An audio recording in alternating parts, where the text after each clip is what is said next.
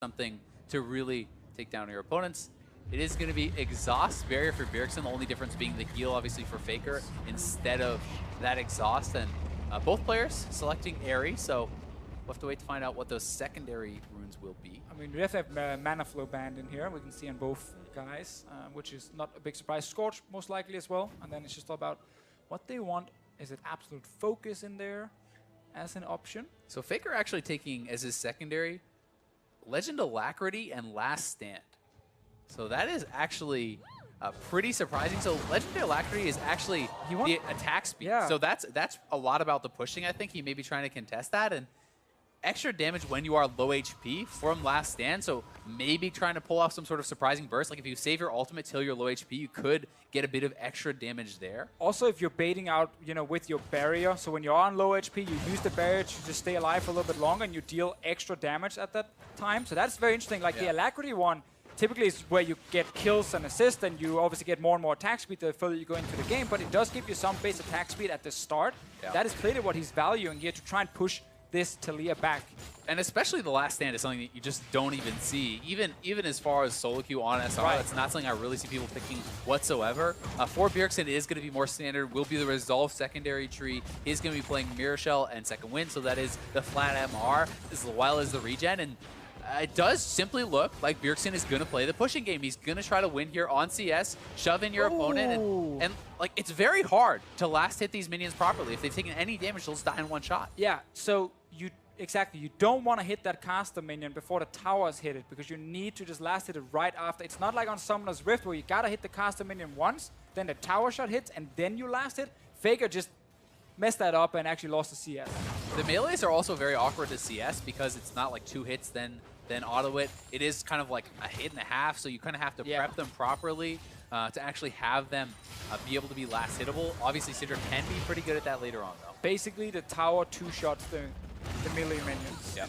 That just makes it very difficult to CS. So Bjergsen, once again, playing to just push all the time, and it is working for him at the moment. Faker looking instead for that all-in, needs to land the stun first, and then he can apply a lot of burst damage that Bjergsen will struggle against. The other thing that's actually really big on this hit map the wrong one in particular is the fact that if you control the wave, you control the health relics. And every time you're getting a health relic, that's essentially a full potion extra of HP. So even if Bjergsen is getting poked somewhat, the fact that he's getting both of these relics is a really big deal.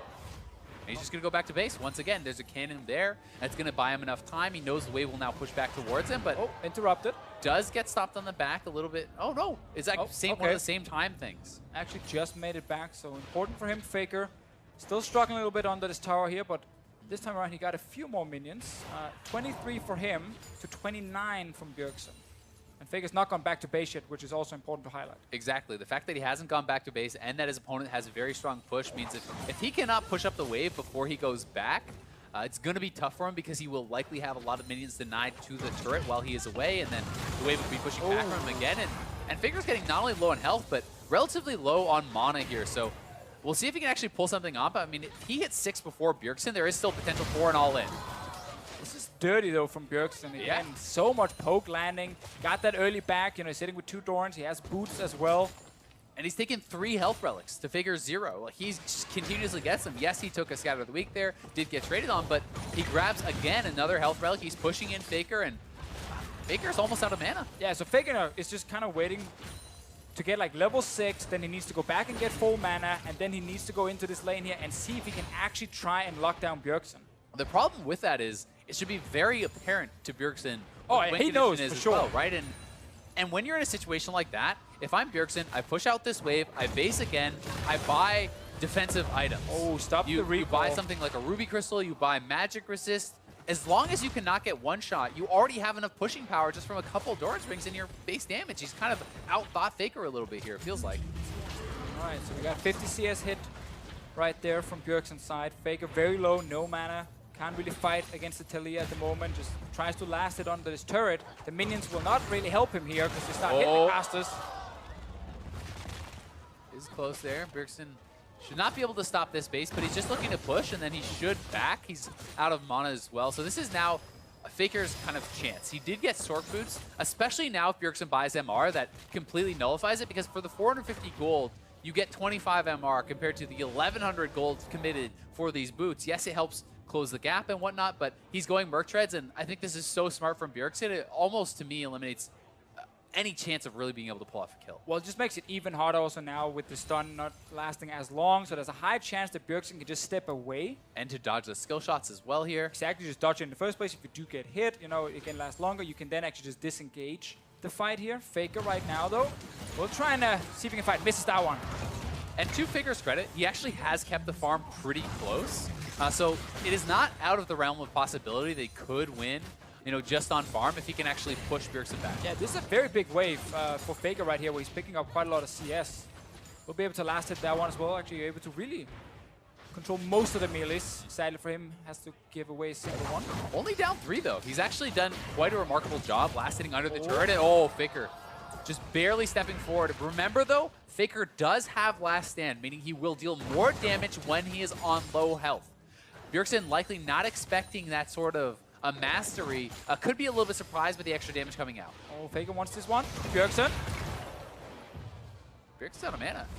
Faker could actually theoretically catch up on farm here.